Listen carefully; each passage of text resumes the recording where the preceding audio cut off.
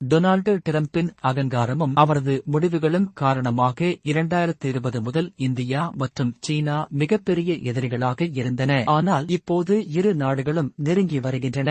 இதன் விளைவாக இரு நாடுகளுக்கும் இடையே நேரடி விமான சேவைகள் மற்றும் உத்தரகண்ட் சிக்கிம் எல்லைகளில் உள்ள சாலை வழிகள் மீண்டும் திறக்கப்படுகின்றன. சீனா இந்தியாவுக்கு ஒரு சலுகை அளித்துள்ளது. அமெரிக்கா உங்கள் மீது வரி விதித்தாலும் நீங்கள் உங்கள் பொருட்களை எங்கள் நாட்டில் 0 அல்லது குறைந்த வரியுடன் விற்கலாம்.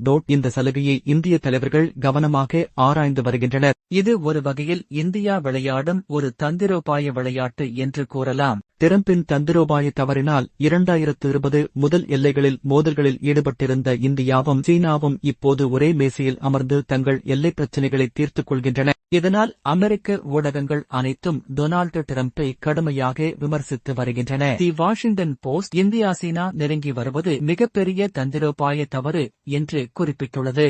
கிட்டத்தட்ட 10 வருடங்கள் கஷ்டப்பட்டு இந்தியாவுடன் உறவுகளை வளர்த்துக் கொண்டால் டிரம்ப் சில மாதங்களிலேயே இந்தியாவை சீனா ரஷ்யா பக்கம் தள்ளிவிட்டார் என்று அமெரிக்க தலைவர்கள் விமர்சித்துள்ளனர். Times magazine, associated press, Bloomberg போன்ற முன்னணி ஊடக நிறுவனங்களும் டிரம்பை கடுமையாக சாடியுள்ளன. தற்போது பிரிக்ஸ் கூட்டணி காரணமாக டாலருக்கு மாற்றாக ஒரு புதிய கூட்டமைப்பை உருவாக்குவார்களோ என்றும் அதன் மூலம் உலக வர்த்தகம் டாலரில் அல்லாமல் அவர்களின் சொந்த நாணயங்களில் நடக்குமோ என்றும் அமெரிக்கா அஞ்சுகிறது. சீனா ஒரு உலக வல்லரசாக மாற வேண்டும் என்று கனவு காண்கிறது. ஆனால் இதுவரை எந்த ஆசிய நாடும் வல்லரசாக மாறவில்லை.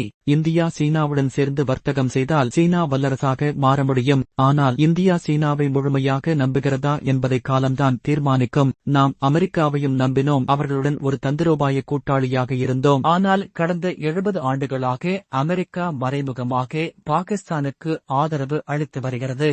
எனவே இந்தியா புதிய கூட்டாளிகளுடன் சேர்வதில் தவறு இல்லை. சீன வெளியுறவு அமைச்சர் வாங்கி 2 நாட்கள் இந்தியாவில் சுற்றுப்பயணம் செய்தார். இந்த சுற்றுப்பயணத்தில் அவர் பிரதமர் நரேந்திர மோடியை செப்டம்பர் 1 அன்று சீனாவில் நடைபெறவுள்ள ASEAN கூட்டத்திற்கு அழைத்தார். இந்த கூட்டத்தில் மோடி ஜின்பிங் இடையே இருதரப்பு சந்திப்பு நடக்க வாய்ப்புள்ளது. கிட்டத்தட்ட 4 ஆண்டுகளுக்குப் பிறகு இரு தலைவர்களும் சந்திக்கின்றனர். இது ஒரு தந்திரோபாய மாற்றமாக கருதப்படுகிறது. குவாட் குழுவை நிறுவியதன் முக்கிய நோக்கம் இந்தோ பசிபிக் பெருங்கடலில் சீனாவின் ஆதிக்கத்தை தடுப்பதுதான். அமெரிக்கா இந்தியாவை சீனாவுக்கு மாற்றாக பார்க்கிறது. கடந்த 10 ஆண்டுகளாக இந்தியாவில் அமெரிக்க நிறுவனங்கள் பல முதலீடுகளை செய்துள்ளன.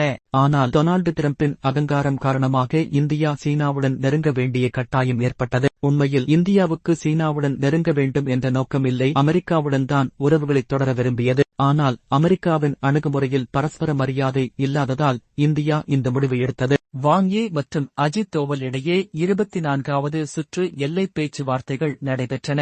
இதன் முக்கிய நோக்கம் இந்தியா சீனா இடையே ஒரு நிரந்தரமான பௌதீக எல்லையை வரைவதுதான். தற்போது உள்ள உண்மை கட்டுப்பாட்டு கோடு என்பது ஒரு மதிப்பீடாக வரையப்பட்ட கோடு மட்டுமே. எல்லை தெளிவாக இல்லாததால் இரு நாட்டு வீரர்களுக்கு இடையே அடிக்கடி மோதல்கள் நடைபெறுகின்றன. எல்லையை நிரந்தரமாக குறித்தால் இந்த பிரச்சினைகள் தீர்க்கப்படும். அமெரிக்கா எல்லை மோதல்களை பயன்படுத்தி பிரித்தாளும் கொள்கையை அமல்படுத்தி வந்தது. இப்போது இந்த பிரச்சினை தீர்க்கப்படுவதால் அமெரிக்க ஊடகங்கள் டிரம்பை விமர்சித்து வருகின்றன. வாங் யீ மோடியின் வீட்டிற்கு சென்று சந்தித்தார். சீனாவுடன் இணைந்து செயல்பட தயாராக இருப்பதாக மோடி தெரிவித்தார். ஆனால் வாங் யீ தைவானை சீனாவின் ஒரு பகுதியாக இந்தியா அங்கீகரிக்க வேண்டும் என்று கோரினார். இதற்கு இந்திய வெளியுறவு அமைச்சர் ஜெய்சங்கர் பதிலளித்து தைவான் விவகாரத்தில் தங்கள் நிலைப்பாடு மாறாது என்றும் தாங்கள் நடுநிலை வகிப்போம் என்றும் தெளிவுபடுத்தினார். தைவானுடன் இந்தியாவுக்கு பொருளாதார மற்றும் தொழில்நுட்ப உறவுகள் மட்டுமே உள்ளன என்று அவர் தெரிவித்தார். வாங் யீ இந்தியாவில் சீனா முதலீடுகள் செய்யும் என்றும் உத்தரகண்ட், இமாச்சல பிரதேசம், சிக்கிமில் உள்ள எல்லைப் பாதைகளை மீண்டும் திறந்து நேரடி வர்த்தகம் செய்யலாம் என்றும் உறுதியளித்தார். மேலும்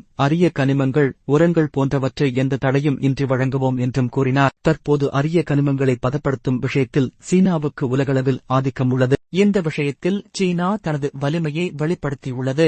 டிரம்ப் சீனா மீது வரி விதித்தபோது சீனா அரிய கனிமங்களை வழங்குவதை நிறுத்தப் போவதாக மிரட்டியது. இதனால் டிரம்ப் பின்வாங்கினார். இந்தியா, சீனா, ரஷ்யா நாடுகள் சேர்ந்து ஒரு புதிய உலக ஒழுங்கை உருவாக்க முயற்சிப்பதாக ஆய்வாளர்கள் கருதுகின்றனர். விளாடிமிர் புதின் பார்வையில் அமெரிக்காவை வல்லரசு பதவியில் இருந்து அகற்றி புதிய வல்லரசை நிறுவுவது என்பது உள்ளது.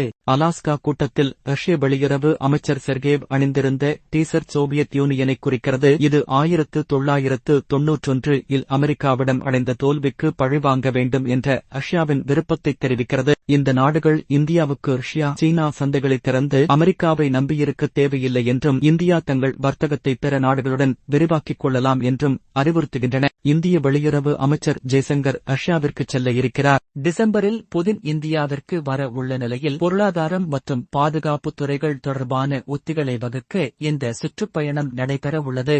இந்தியா பாகிஸ்தான் இடையே நடந்த போரை டிரம்ப் தடுக்கவில்லை என்று இந்தியா கூறியதால் டிரம்ப் இந்தியா மீது வரிகள் தடைகள் விதித்து தொல்லை கொடுத்தார் என்று ஆய்வாளர்கள் கருதுகின்றனர். இந்த சூழ்நிலைகளில் இந்தியா தனது தந்திரோபாய முறைகளை பின்பற்றி வருகிறது.